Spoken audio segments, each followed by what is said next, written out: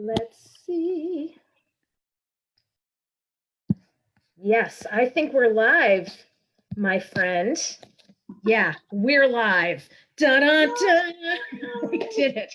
We're a little early, but better early than late. That's what I say for that. All right, everybody.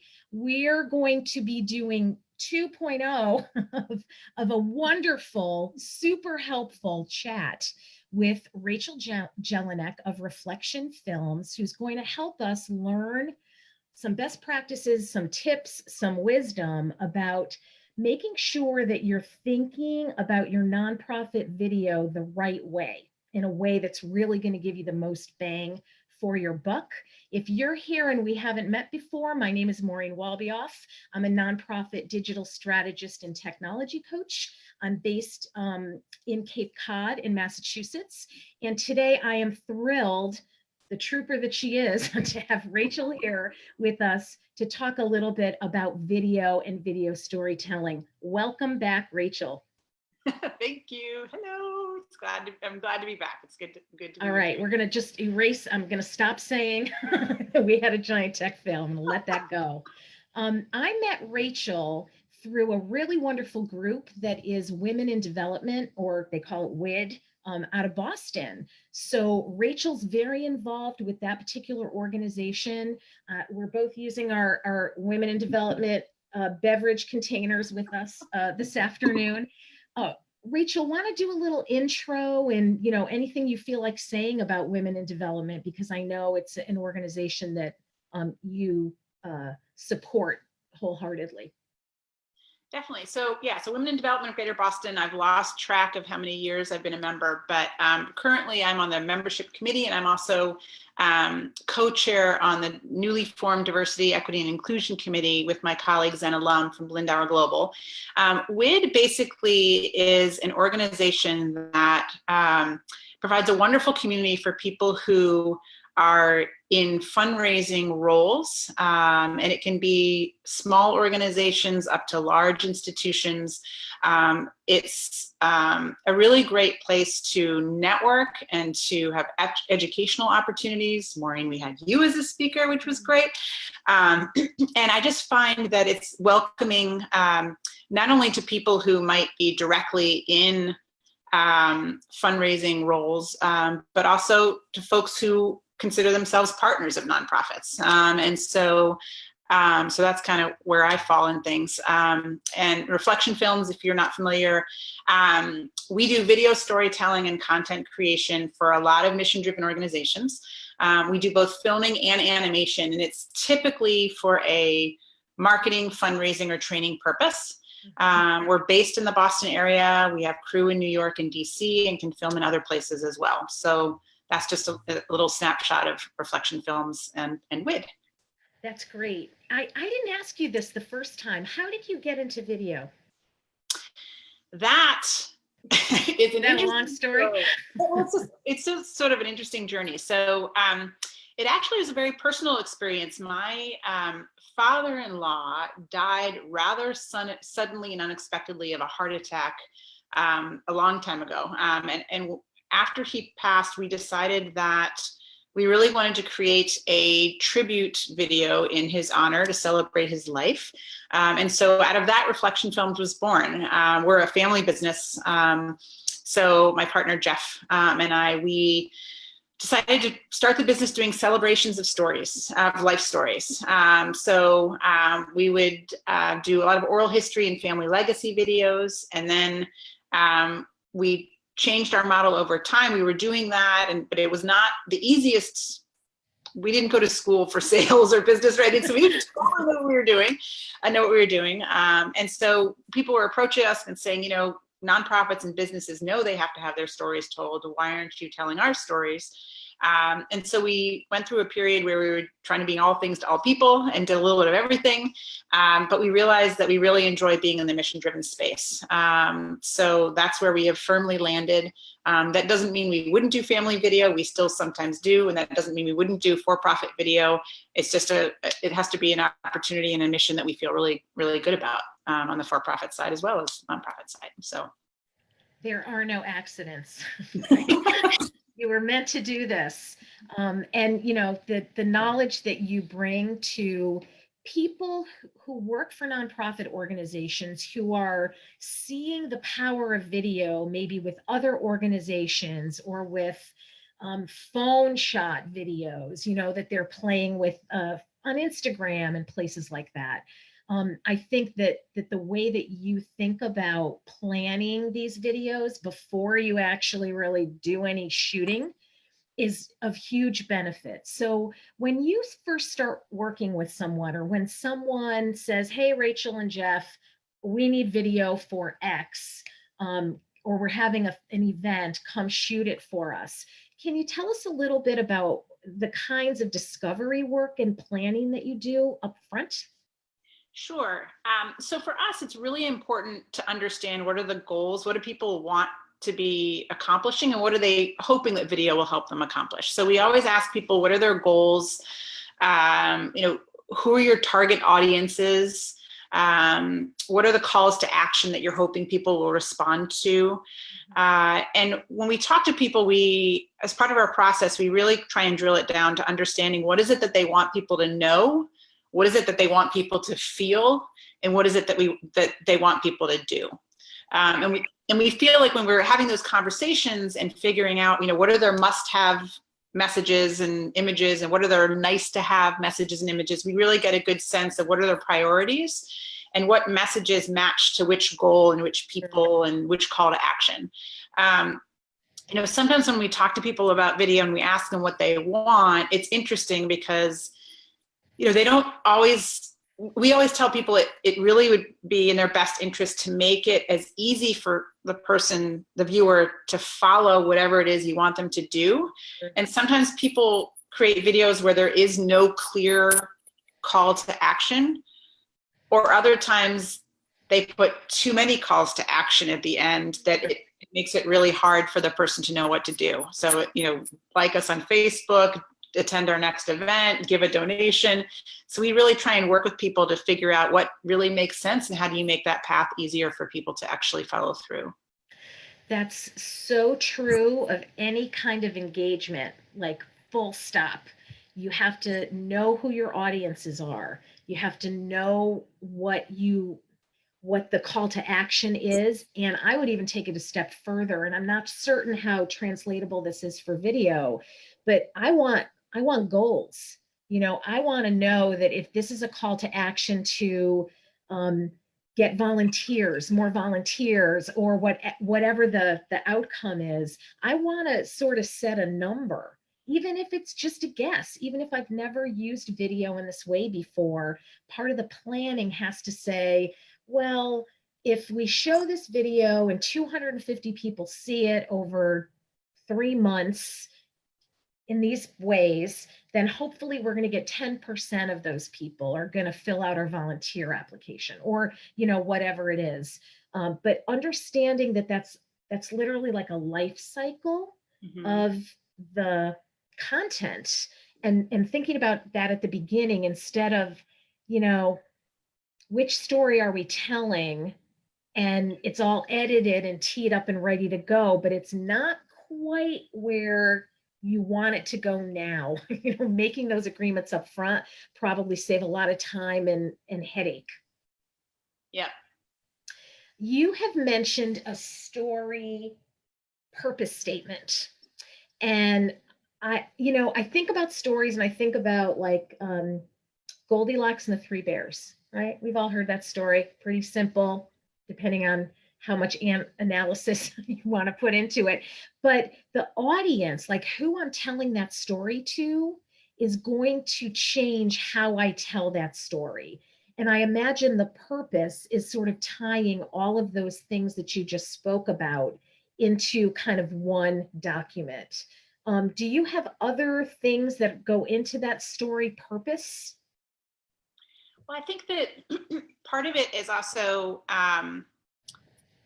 thinking through, like one of the things that we are actually becoming more intentional about in our conversations is when you're thinking about the stories that you want to tell, are you being inclusive? How are you determining whose voices get heard, whose voices are not getting heard. Are the voices that are heard, are people being stereotyped in some way? Are they being tokenized in some way? So we're being much more intentional in our process with our clients, to really think through and have some discussions about how these decisions are being made, and whether more people need to be included in the conversation about how the story is shaped. That's something that's that I think is just really, really important. And so it's becoming a stronger part of our process. In addition, I think it's also important when you're thinking about videos to think about, it goes back to, what do you want people to feel? Is this an advocacy effort? Do you want people to feel motivated, or, to do something? Are they outraged by something? Are you just trying to entertain people? Are you trying to educate people? So thinking through, what are the kinds of buckets that make sense? And one of the things that I learned from a webinar that I attended that was organized by someone from Google, was that they were talking about 3 different buckets of content. They were talking about hero, hub, and help. And so the hero content was one of those big branding moments. Maybe it's a video that you show at an annual fundraising gala or on your website, but what are those big branding moments that maybe you do once a year? The hub content is, what's the kind of content that you want to put out on a regular basis to help that sort of feed your audience's curiosity, meet their needs, and enhance your visibility on a regular basis. So, maybe it's, if you work at an animal shelter, maybe it's doing, weekly profiles or monthly profiles of your volunteers, or maybe of some of the animals who are available to be put in someone, join someone's home. So those might be weekly or monthly or quarterly, depending upon what your bandwidth is. But the idea is, what's kind of regular content. So that's hub content. And then the help content is what's kind of the content that makes sense to kind of stay on your site, that doesn't need to be changed too much. Maybe it's answering some frequently asked questions. How do I fill out this financial aid form, or whatever it might be, that is just helpful content that people can keep going back to and know that you're a resource for that information. I love the way that they laid that out. I think that's very helpful. Hero, hub, and help. What we're doing right now is hub. so it's like awareness building, a little education, a little exposure. Okay, so you've worked with a client and you've got your story purpose set. What happens next? I think we've all got these pictures in our head of, Rachel comes in with her director's beret on. I'm like, action. Help us understand a little bit about what happens in that production phase. Yeah, so I like what you just said. So, part of it depends. People can often be very intimidated by what a setup can be for a film shoot. It really depends upon what you need to capture. We typically use a 3-person crew. So we have a producer, a camera person, and a sound person. Sometimes we have one person who does both camera and sound. But for us, it's usually 3 people. But sometimes people want a makeup artist, and sometimes people want a teleprompter, or they might want a second camera person. So it can kind of grow and shrink depending upon what the needs are. And usually there are lights that are set up and the camera, but we basically, our focus is not only on a production day, not only to do the interviews that are needed, but one thing that's also really important for us is to spend time capturing what's called B-roll, which is the non-talking head footage that enhances and enriches the story you want to tell. So in that case, whether it's, an organization that does tutoring and getting shots of the tutor and the student together, or whether it is at an animal shelter and you're getting shots of the staff and the animals interacting, or whatever it might be. So a lot of, on a production day with us, you'll definitely have interviews set up, but a lot of our time will also be spent going around, capturing the activities that really show the culture of the organization and really visually communicate what the impact of the organization is. I love that, because that stuff really is I call it the local color of the story, right? Like it's it's not the story, but it's supportive of the story, and I bet gets to that how you want people to feel, Yep. you know? So it sounds like it's about a day, generally speaking, depending on what you're doing. There's a big chunk of a day that is spent kind of setting things up, the equipment, and then capturing the things that you want to capture. How, if you're talking about, I'm making this up right now, let's say you've got a 6-minute video that's being used to showcase a new foundation. I don't know, I'm completely making this up. But the video itself, the finished product, is going to be about 5 or 7 minutes long. That might be silly, but I'm just picking that. How much do you have to film to actually get something that you have enough pieces to edit it together so that it does tell that story and give those benefits that you've come up with in the purpose planning part? So my brain is going in, like I have a few different Okay.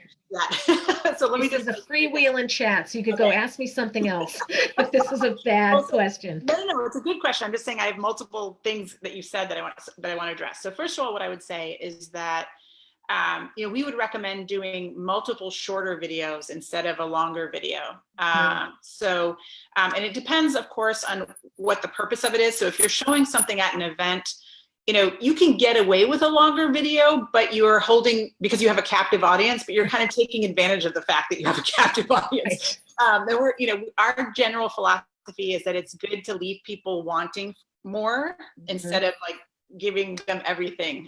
So that's the first thing I would just say. We recommend multiple shorter assets.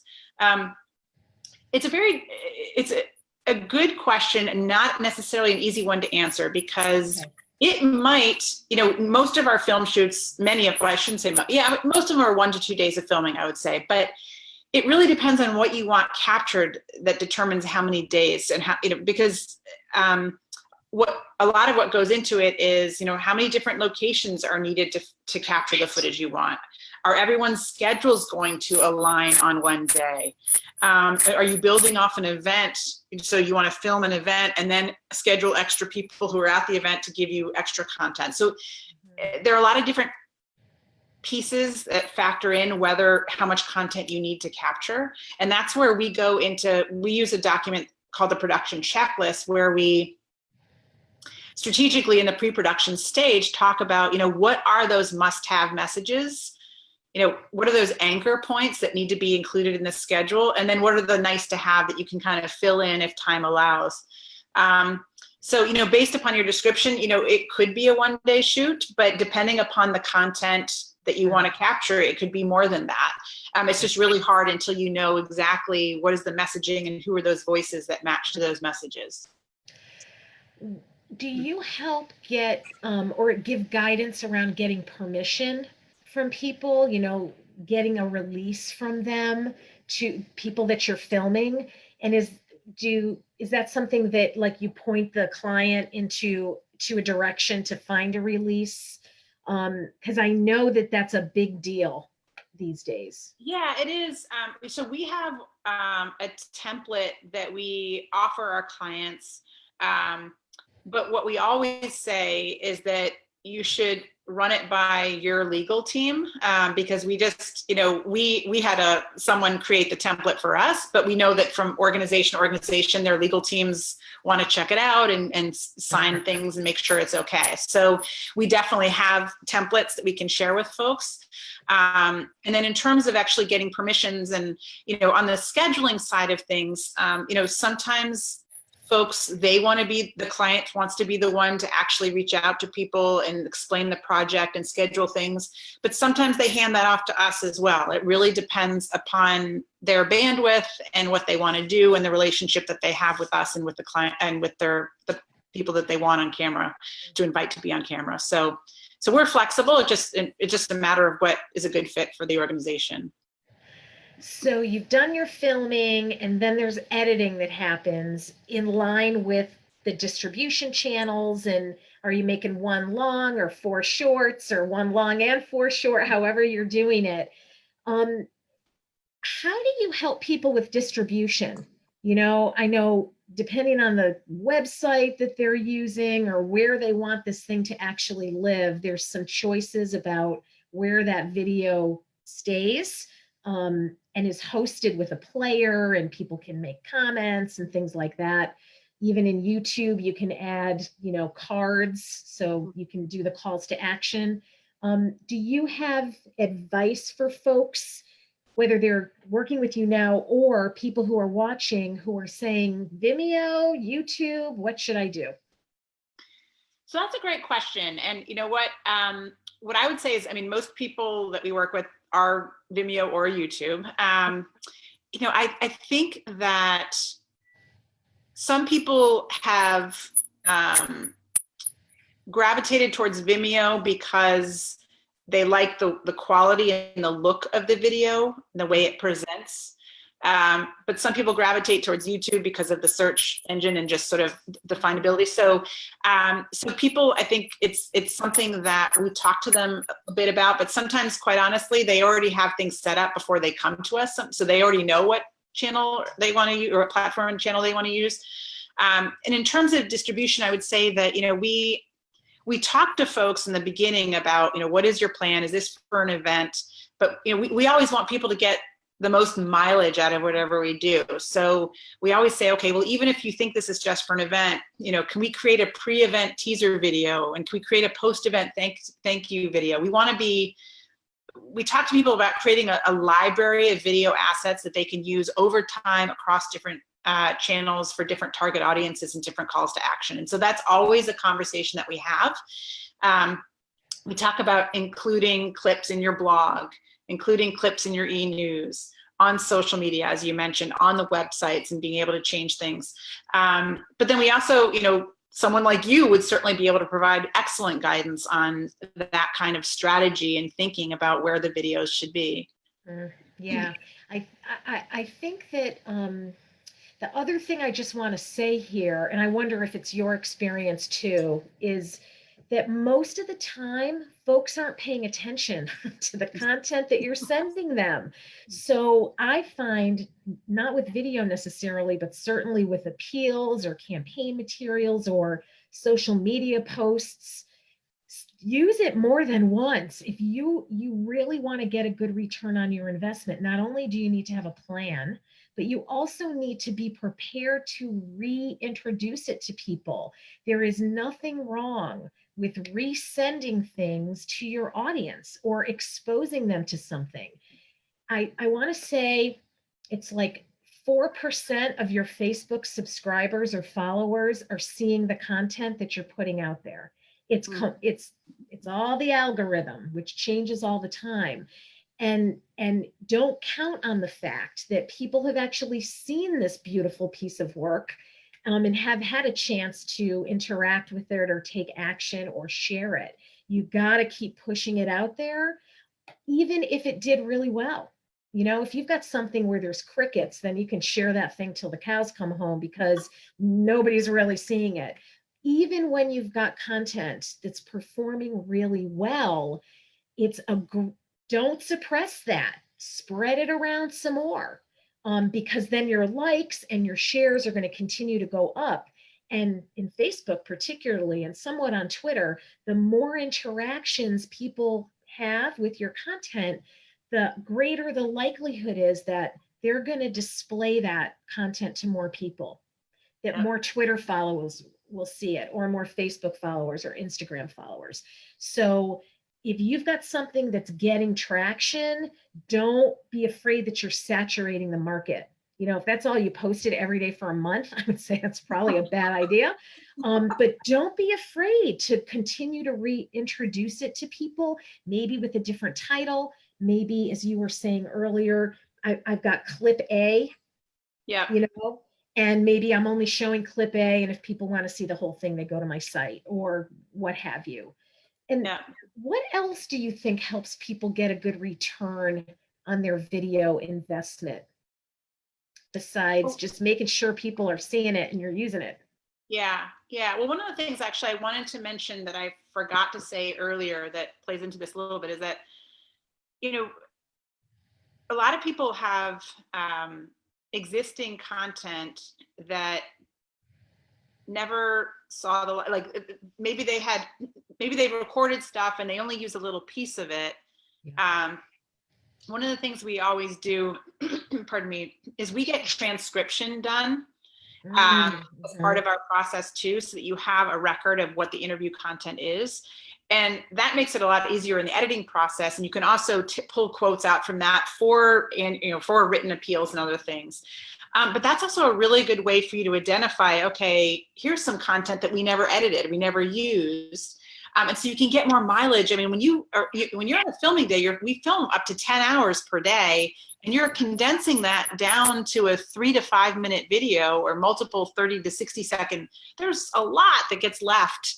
And so kind of, really going back through that and finding the nuggets that didn't get used is one of the ways to get extra mileage out of it. Another thing I would say is that sometimes people come to us, so usually we're doing projects from soup to nuts, from pre-production, production, post-production. Sometimes people come to us on the front end just to help them with their storytelling strategy. Sometimes people just want us to film for them professionally, and then they don't know what they're going to do with it right away, but they want it captured.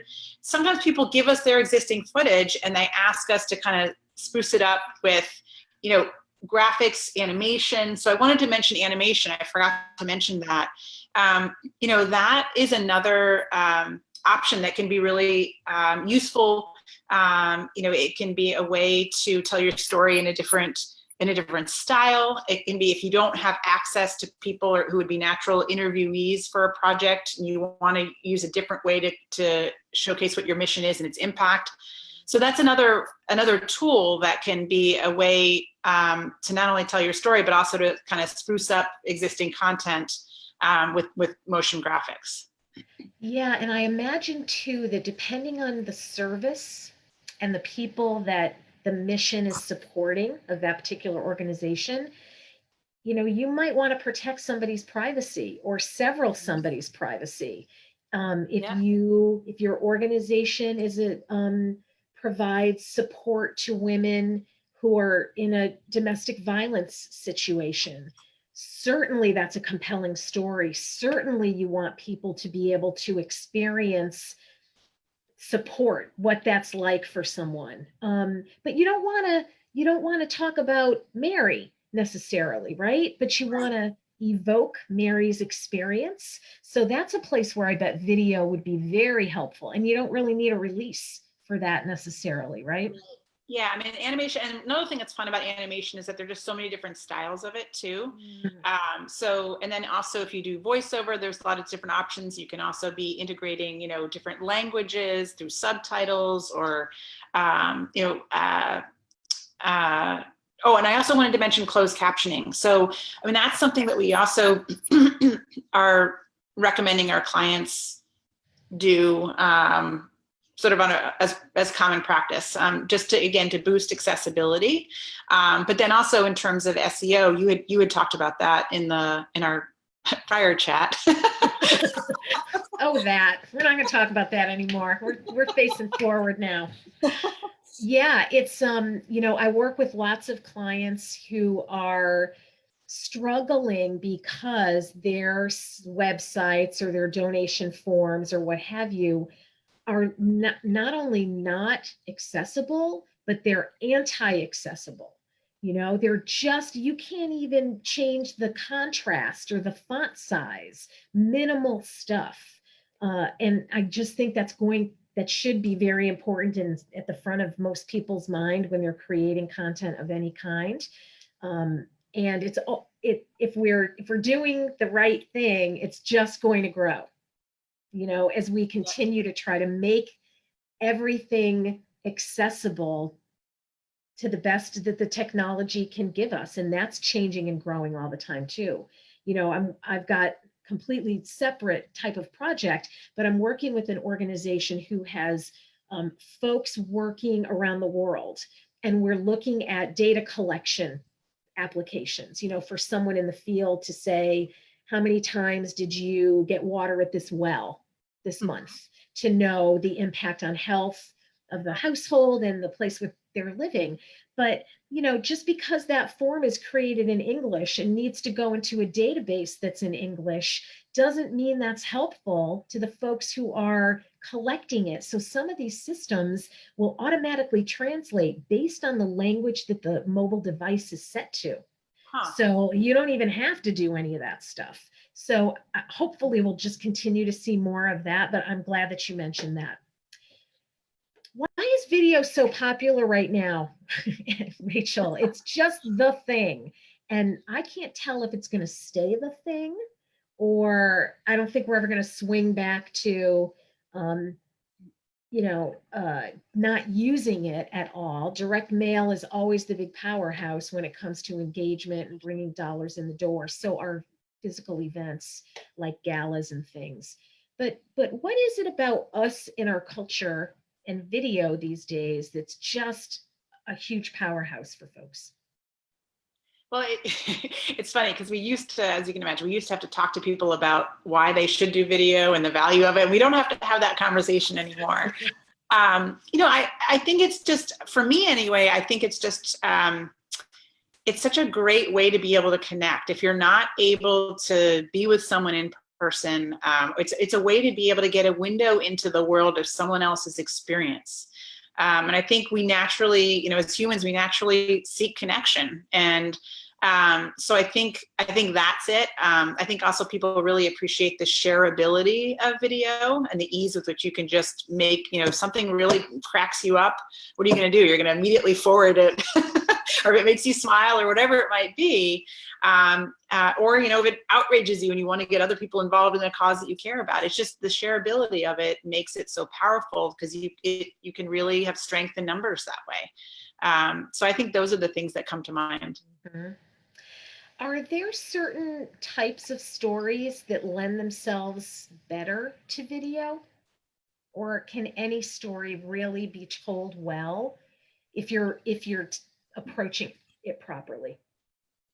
That's a great question. I mean, I think that, for me, stories have to be emotionally compelling in some way. I feel like there has to be some relatability.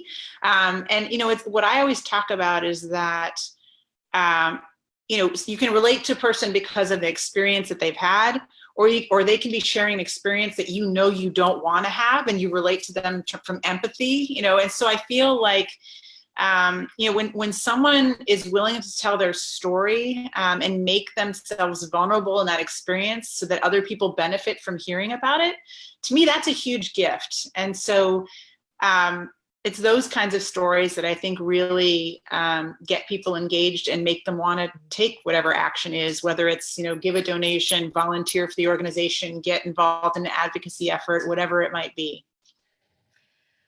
I mentioned this when we spoke last, that one of the most interesting things I've started to see with nonprofits around video and fundraising is with helping their supporters do a thing. So there's the Second Harvest Food Bank of Central Florida. Maria, if you're watching, hey, really smart, forward-thinking organization. And they do a lot of peer-to-peer fundraising, virtual food drives, where people sign up, create a page or form a team, and then ask their network to support it. And they were having tons and tons of folks get stuck. I'm not really, what do I do? And so instead of getting frustrated, which, is a natural reaction, like, we made it, it's easy, click this button.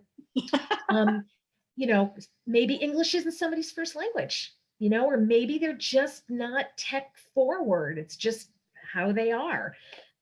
They've made some training videos for their supporters to say, thank you for coming and getting ready to start a virtual food drive for us. The first thing you're going to do is 1.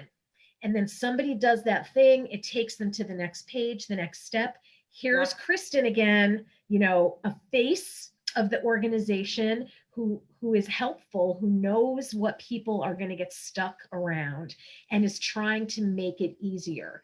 It's that, that interpersonal connection that I think video can make so quickly, instead of, if you have questions, email Kristen. You know, if I'm stuck on your website, I'm not clicking another button to try to send an email. I'm leaving. But you've given me a little bit of a leg up and increased the likelihood that I'm actually going to do what you've been asking me to do. And I think that's really important. You also mentioned staff training, that you're seeing video used not just for fundraising and engagement and education and awareness, but actually for operations. Anything to share around that? Yeah, I mean, we have had some projects where it's sort of more external facing training, and then also some internal. I think that sort of to your point, and back to that Google bucket content piece, is that falls into the help category, right? It's sort of making it easy for people to do what you want them to do. And, we would be the first to say that not all video needs to be professionally shot. I think sometimes it can be those training moments, depending upon the complexity of the project and how many things are going on at the same time. Like for the description you shared, that with the nonprofit in Florida, that probably didn't need to be professionally shot. Right. I don't know if it was, but I'm just saying that, just speculating that, that type doesn't necessarily need to be professionally like this, like so literally on a stand, so it didn't jiggle around. And I thought they did a wonderful job, and they've seen conversions go up. Yep. So, more people are actually raising money for them, and that's what they want. So, all roads lead to that in many cases. Let's see. You know, if you were a nonprofit comms team, marketing communications team, and you had some budget and some plans for video this year, what tips would you give people in getting it going, and like getting that good return on investment, but not just focusing on that? Like, you've got to have the story, and the right story, in order for you to get a return on your investment, even if you're pushing it out all over the place. So what would you recommend, tips for people to have in their heads? Well, one thing that comes to mind is that often, based upon our experience with conversations with clients, that often the people who are thinking about the storytelling might be people who are in marketing or communications or fundraising.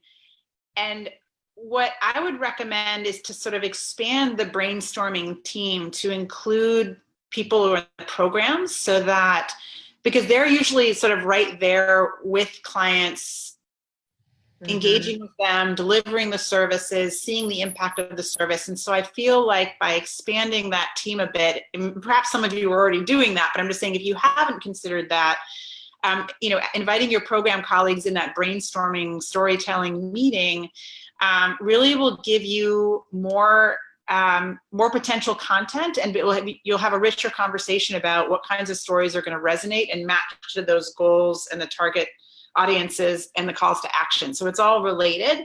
But I think sometimes we get stuck maybe in going to the same places for stories, or thinking about stories in the same way. Another thing I would say, and this is sort of an activity that we invite people to do, is invite people outside of your organization, to tell you what they think you do. Because when you ask that question, you might discover that people think about your organization as providing only one type of service, or only serving a particular demographic, or being in a specific, serving folks in a specific geographic region. And so I think that, that it can be a really interesting discovery phase, where you ask a bunch of people. Sometimes it can be board members or volunteers, but then it's also can just be others outside. And you really will, we've found that people have kind of made some interesting discoveries, realizing like, wow, okay, people really do think we only do this. We need to educate them more about what we do over here. So that's another tip, an activity I would recommend considering trying, if you haven't already. Both fantastic ideas, and I can feel every program person who's been nagged pleasantly, persistently, like, I need more stories. I'm using the same 5 stories over and over again, is what the marketing and communications people will say. So I love that idea of, rather than saying, I need more stories, invite people into the planning process and start to unpack everybody's ideas. In a brainstorm session, there's no bad ideas, and you might uncover something in that brainstorm session where, what I will do with people, because I'm a Post-it note fan, is say, everybody gets a pad and you've got 5 minutes. No, money's no object, just freewheel and thinking, and everybody writes an idea down, one per Post-it note.